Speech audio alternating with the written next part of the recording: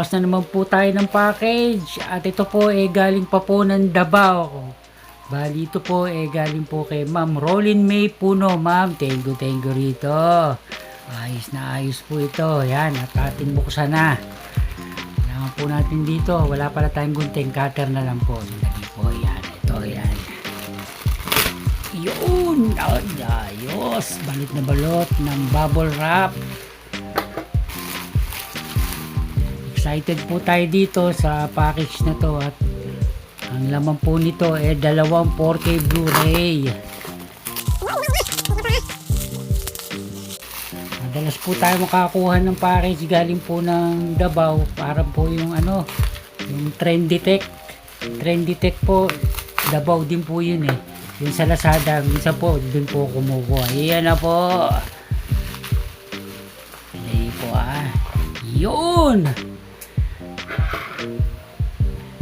Po, una po sa lahat yan, Scarface Gold Edition Al Pacino. Ito po, alam ko po, hindi ko po matandaan kung nasaan na po yung DVD ko nito. Parang natatandaan ko yung DVD ko nito, nakasilp pa po siya kasi parang nairigalo ko po yata doon sa boss ko dati sa pinagtatrabuhan ko, kaya hindi ko na siguro makita. Pero di bale, ito naka 4K Blu-ray na po tayo. Yan po siya, pinakaharap ang tawag dito spine at yung likod. Ayun yung sinasabi ni Ma'am Rolly, medyo maliit lang naman, hindi naman po masyadong nakakaano yan, apekto. Yan po yung pinakaharap ng disc. At ito po, double disc naman po siya. Ito po yung 4K Blu-ray, meron siyang insert at ito yung pinaka Blu-ray. Karoon na rin po tayo ng 4K Blu-ray ng Scarface. Ito, lagi ko po kasi pinapanood to nung araw, kaya hindi ko na po matandaan yung DVD ko nito. Talagay ko na ipanregalo ko nga po doon sa boss ko. Dito po tayo excited. Ang Criterion Edition 4K Blu-ray ng Wall-E. Yan po siya. Tingnan nyo naman po yung artwork. Napakaganda, di ba?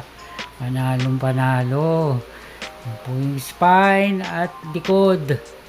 At meron na po ako nito, kaya lang standard Blu-ray lang po siya. Ito po, 3 disc din po ito. Pareho lang po silang 3 disc. Ito pong Wall-E na to, ito pong Criterion Edition na to, wala po siyang pagkakaiba sa nilabas ng Disney na standard 4K. Nadagdagan lang po siya ng Dolby Vision, tsaka ng HDR10+. Tsaka po yung special features, nadagdagan din po yata ng bali 7 po yata ang nadagdag. Kaya okay na okay doon po ito, tsaka wala rin pong pagkakaiba talaga sa audio video. Pareho lang po ng standard edition ng Disney. Yan po, ganda rin po ng artwork ko, diba? Ito, buksan po muna natin. Yan po yung likod niya, ganda. At meron po siyang kasamang booklet. Ito po siya. Booklet.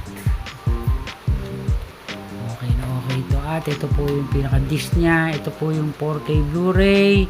Ito po yung Blu-ray. At ito po yung special features niya. Blu-ray din po. Panalo po ito. Napakaganda na artwork. At medyo mahal na rin po ngayon to sa Amazon. Ito.